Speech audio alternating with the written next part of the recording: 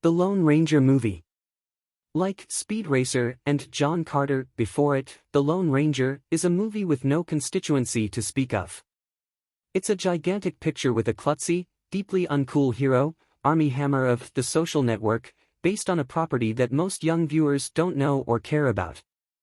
It arrives in theaters stained by gossip of filmmaker versus studio budget wars, and concerns that its star and co-executive producer, Johnny Depp, would play the Ranger's friend and spirit guide, Tonto, as a Native American step-and-fetch-it stumbling around in face paint and a dead crow tiara.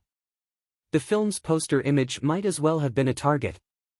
Too bad, for all its miscalculations, this is a personal picture, violent and sweet, clever and goofy.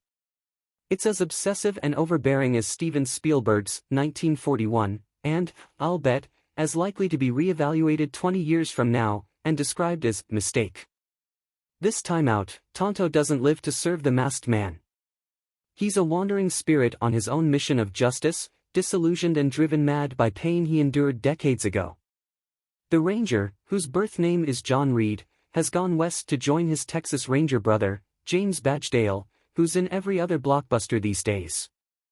Reed meets Tonto shackled on a train with the repulsive outlaw Butch Cavendish, William Fichtner, who escapes, links up with his old outlaw gang, and wreaks havoc on Reed, Tonto, and the territory, but not in a vacuum.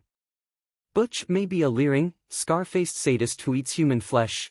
Tonto refers to him as Wendigo, says he's driven life out of balance, a law that Koyaanisqatsi poster's catchphrase, and carries a silver bullet to put him down, but in time we see that the outlaw is an expression of the American ID.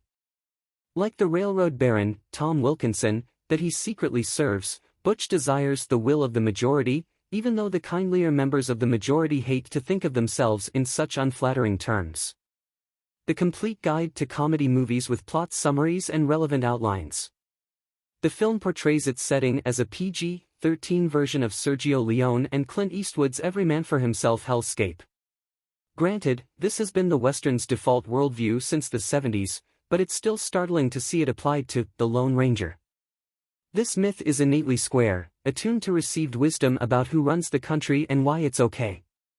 The character tried to migrate from the 1950s small screen to theaters in 1981 and failed, not just because the movie was weak, but because 7 years after Watergate and 6 years after the fall of Saigon, the notion of a poor person of color devoting himself to a middle-class white male savior didn't make sense anymore, if indeed it ever did. Intriguingly, there's evidence that the real-life basis for the Ranger was a black man. How do you adapt the Ranger for multicultural, post-9/11, post-financial meltdown America? That's the question.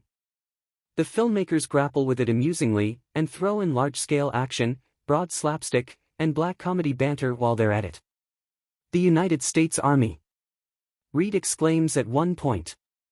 Finally, someone who'll listen to reason for solution.